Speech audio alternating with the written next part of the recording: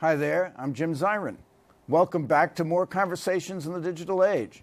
Republican presidential hopeful Donald Trump has said that Mexican immigrants are bad for the U.S. economy and that illegal immigrants, mostly from Mexico, should be deported along with their children, whether or not American-born. Trump's extraordinary proposal catapulted him to the top of the Republican polls, although many Republicans feared he had done lasting damage to the Republican Party, particularly among Latino voters. With us is Shannon O'Neil. Shannon O'Neil is a senior fellow in Latin American Studies at the Council on Foreign Relations. She's the author of the best-selling book, Two Nations Indivisible, Mexico, the United States, and the Road Ahead. Shannon, welcome back to the program. Thanks. It's a pleasure to be here. Now, tell us about immigration. What has been the history of Mexican immigration to the United States? Well, we've always, because of proximity, had a very close relationship. And, some Mexicans will say it isn't them that moved to the United States, but the border that moved on them. So we've had, hundreds of years of Mexicans in the United States who then became U.S. citizens. But the real wave started happening probably about 30 years ago.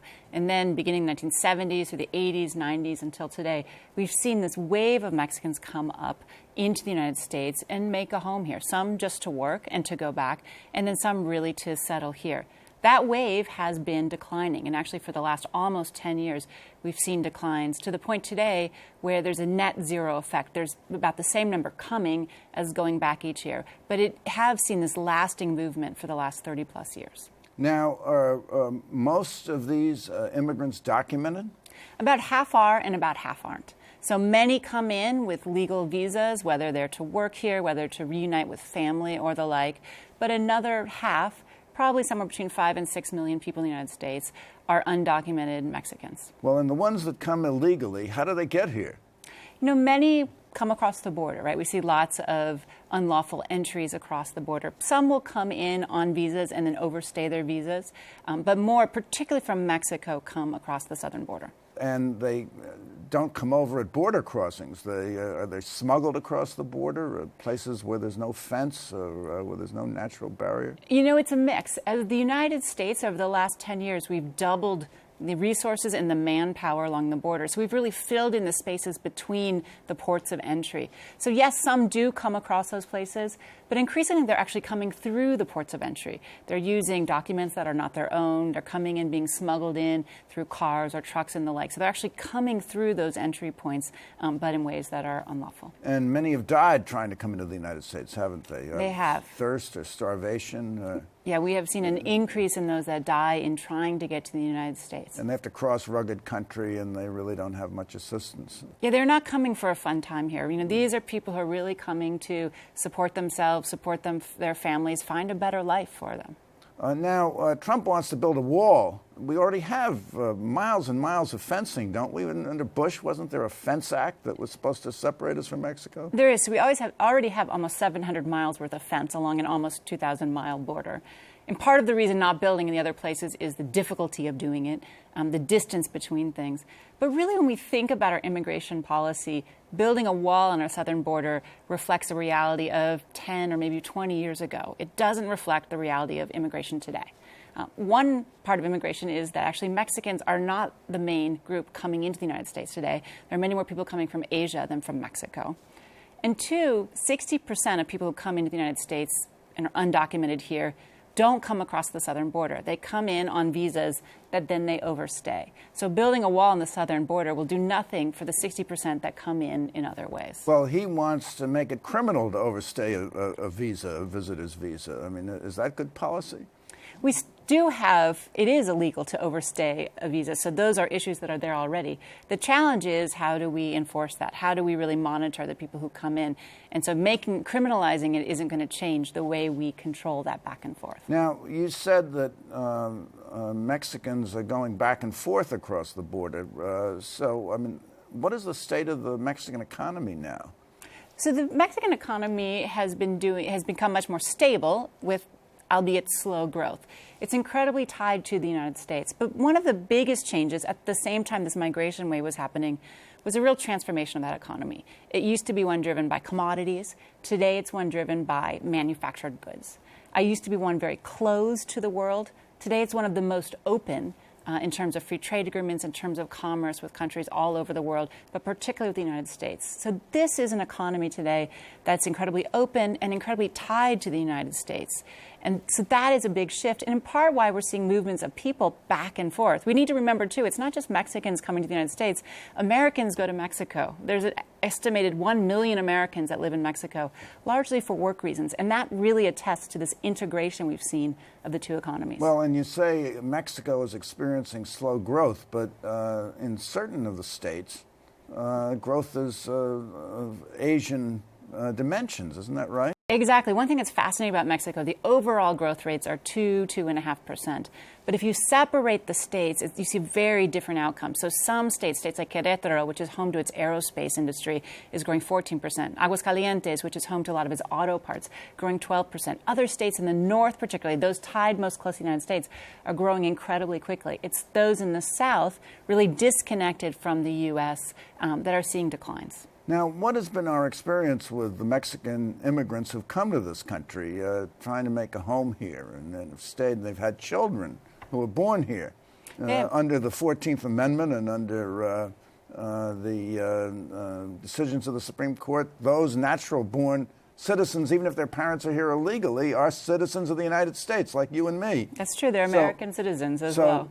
What is their lot here? Are they well off? Are they happy here? Are they productive? What are they doing for the American economy? Well, there's roughly 30 to 35 million Mexican Americans in the United States. So some of them have been here for as many generations as perhaps your family or mine. Many. Others are much newer. So you see all different types of relationships. Most of these contribute sizably to our economy. Mexican immigrants, just like immigrants from all different groups, are much more likely to start their own company. They're much more likely to create jobs, especially at the small and medium enterprise side. They contribute taxes. They contribute by buying goods, by raising housing prices because of increased demand. Almost every careful study of cities, of towns, of states, of regions show that immigration, Mexican immigration being part of that, is beneficial overall to the local, the state, or the federal economy. So this has been an incredibly important part of the United States. Well, the mayor of Laredo, Texas, who has a constituency of rock-ribbed conservatives, wants to encourage immigration. He says it's good for the economy of Texas.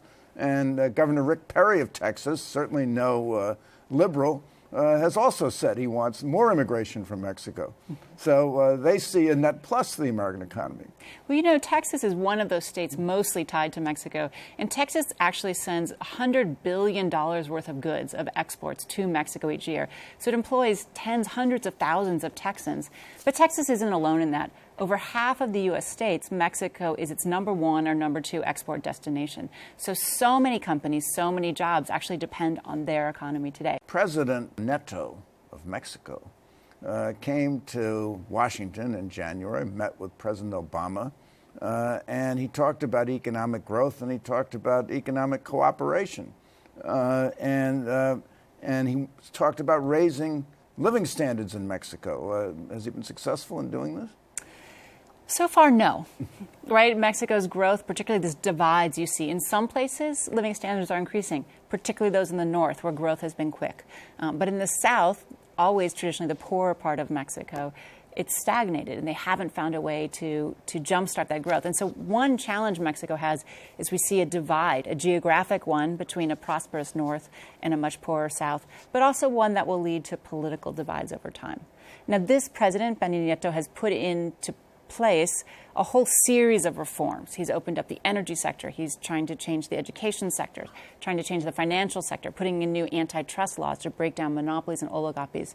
And some of these, I think, if implemented, will really jumpstart the economy, but they're going to be a longer-term process. Mexico and the United States are parties to the North American Free Trade Agreement, which to relax tariff barriers. Has this been successful for Mexico and for the United States? You know, partly NAFTA, now 20 plus years in, it has been one of the driving forces of this increased trade. And so between the two nations, we've seen trade quadruple over this time. The back and forth is over $500 billion, $500 billion. And what's really been a shift with NAFTA has been the integration of production. And one thing that's very special with Mexico and the U.S. relationship is for every import coming into Mexico, so what we would consider, quote unquote, made in Mexico, 40% of that import was actually made in the United States by U.S. workers. So a part was made here, it's taken to Mexico, it's worked on there, it's brought back here, maybe worked on again before it's sold somewhere. And that is different than almost any other country. Canada's the next closest, 25% is made in the U.S. But when we think about the EU, we think about China, Brazil, it's less than 5%. Almost nothing is done by American workers. So that's a very different relationship. And partly and largely, that's because of NAFTA. Now, what about the Trans-Pacific Partnership, which Hillary Clinton now opposes and Bernie Sanders is for? What about that? Is that going to benefit Mexico? Is that going to benefit the United States? You know, that should benefit all of the countries that are part of it. We have some 12 countries that are involved. There's others that want to join. Indonesia's president was just here and said he'd like to be the first in line to join the signed agreement, which has yet to be ratified by the United States or the other nations. I do think this will help. It will bring together like-minded nations, some 40% of global GDP, and it will lower barriers, tariffs, but even more important ones, intellectual property ones, government procurement, other kinds of regulations that stop the back and forth. And overall, I think for the United States, for Mexico, for Canada, for North America, this will be a very important opening of other markets where we can be competitive. Do you expect that Mexico will, in time, become one of the top 20, top 15 economies in the world? Well, Mexico's already in the top 15, but in the top 15. It's 13 or 14, depending on how you measure it. But I do think it has this chance to grow, in part because of its linkages to the United States. I think that makes it much stronger. In part, its demographics are very favorable. It's still going through what they call a demographic boom, so lots of working age people versus young and old.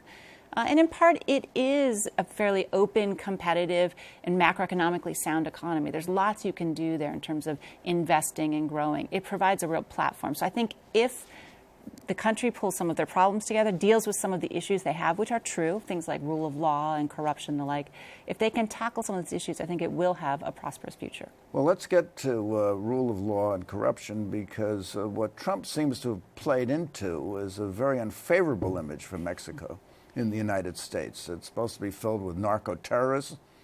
Trump said they come here and they commit all sorts of criminal acts. Then he sort of softened that statement. But we certainly have a feeling among many Americans that the security situation there is bad, that corruption is rampant, that the drug lords reign supreme and aren't prosecuted. El Chapo went to jail. He escaped. The most notorious criminal in the world. Where are they headed in terms of the security position? I mean, this is their single most important challenge. How do you improve security? But more generally, how do you improve rule of law? Because that will bring security if you can actually punish the guilty and free the innocent. It will also matter for businesses, for others. Can you actually provide the public good that you need to have a prosperous society? There have been some steps forward on this, particularly involving the narco traffickers, involving taking down some of those that are part of organized crime. Much of it in combination with the United States, working very closely with us. But this is their remaining challenge. And one of the things they're in the process of doing over the next 6 months to a year is transitioning from a written system, a sort of Napoleonic code, to one that's more accusatorial, more oral trials-based system. And that transition, there's some states that have gone ahead and done it, and it does seem to really improve outcomes. It makes sure that trials move much more quickly. They seem to be much fairer, and it does seem to really prosecute and convict the guilty, that there's much more satisfaction with the general population with that sort of system. But it's a huge challenge for them to actually implement the system. They have to do everything from building courtrooms to changing law school curriculum to retraining the almost 30,000 people within the current system to abide under the new rules. So this is not going to be an easy process, but I do think in the long run it will help them with their security problems. And build escape-proof prisons from which the likes of El Chapo can't escape. Yes, after his escape, what they've decided to do is actually, again, start extraditing some of the most notorious criminals to the United States. So they're using our prisons for the time being. Well, perhaps more reliable, although not necessarily. Now, Mexicans come here, and they leave their families in Mexico, and they earn money here, and they like to send money back to them. This is a lot of money. It's $12 billion in the first months of 2015. They call them remittances. Now, Trump has a brainy idea. He wants to use the remittances to build the wall. Is any of this realistic? Well, you imagine these are people who work in all sorts of industries, landscaping, childcare, construction, hospitality, you name it. They're saving all their money and they're sending it back to their family. Is that something that you could confiscate to build a wall? It seems a bit far-fetched, and particularly since the ones he's most worried about are not those that are earning legally and sending back to their families, but those that are undocumented. So if you've already pushed them into the shadows, if they're already outside the banking system, outside of these regular transmission lines, how would one even go about doing that, much less the fairness of taking money that someone's actually earned with their sweat and blood? There was a close, and there's always been a close diplomatic relationship between the United States and Mexico, certainly since the 1940s. Is that relationship going to be harmed by claims that we have to deport Mexican immigrants, we have to build a wall, we have to seize Mexican money that's being sent back to Mexican families? How do you see that as playing out? Sure. Well, we've always had a complicated relationship with Mexico, a very deep one, multifaceted, but complicated. And they, perhaps justifiably in many years, have been a bit suspicious of U.S. motives. So this type of rhetoric coming from Trump or others doesn't help that side. But, there are other people who are stepping forward and have a very different message. Most of the Democrats have a very different message than Trump. And in fact, even as we see some states, some places crack down on undocumented immigrants, we have over 200 cities in the United States, including all of the big ones, Los Angeles, Chicago, New York, and others, that have declared themselves sanctuary cities. So these are places that are welcoming immigrants, whether you have papers or not. They're not going to ask your status if their police officer sees you or if you go and talk to them about some problem that you've had. So I do think there's very different approaches in the United States, and many places are moving in a much more open and welcoming way. Well, the Mexican Foreign Ministry was quick to respond to Mr. Donald Trump. He says that he accused Trump of racism in his remarks, and he said, quote, "Anyone who understands the depth of the U.S.-Mexico relationship realizes that those proposals are not only prejudiced and absurd, but would be detrimental to the well-being of both societies." And do you agree with that? I do agree with that. Look, we are, whether you like it or not, deeply, indelibly intertwined, whether it's through the people that we've been talking about, through the economies that we share, through the geography, the climate. All of these things are tied to each other. So trying to set up a wall, which, famously Janet Napolitano, when she was governor along the border, said if you build a 50-foot wall, someone will show up with a 51-foot ladder. That's not a way to resolve some of the conflicts or challenges we have in the bilateral relationship. Well, in your book, where you argue we are two nations indivisible, you talk about the politics of antagonism. It's a wonderful label for it. I mean, do you think Trump has bought into the politics of antagonism with his remarks? He's leading the politics of antagonism. He's the Pied Piper of antagonism. One thing that's interesting, you look at many other diaspora in the United States, whether it's Irish or Italian or most famously the Israeli diaspora. And whenever someone says something against those various groups, there's a very quick reaction from the business community, from other groups in that feel harmed by that. And one thing that has not yet happened with Mexicans and Mexican Americans is really forming of that kind of lobby that would have it be costly if you sort of speak out against Mexicans. I do think that's something. Well, if they're here illegally, they're not likely to come out and lobby Congress for better treatment. But we have 30 million Mexican Americans who are painted with that same brush in many ways. And what I think will be interesting as we come up and we're heading into this next election, how important the Hispanic but the Mexican American voting demographic will be, since it's almost 2/3 of that Hispanic demographic. And particularly in states like Florida, Colorado, Nevada, these are swing states where Hispanic population, much of it Mexican American, is 15% of the voters. So we could see, we'll find out in the election, do we see a repudiation of the kind of sayings that Trump is coming out when these voters actually come up and show up at the ballot? At this point, what do polls show? Do you know? Do you have any sense of that? You know, the polls are very similar to the way they were before. If you remember, for Hispanics, Mexican Americans, and others went for Barack Obama incredibly high, 70+%. And it looks that way again. And the more that Trump or others, often Republican candidates, come out, the worse they look within this demographic, which is a demographic that's growing every day. So between now and the election, almost 1 million Hispanics will turn 18 and be able to vote next November, a year from now.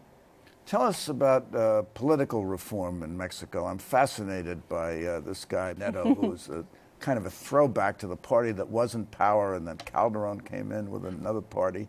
What are the politics of the Mexican government?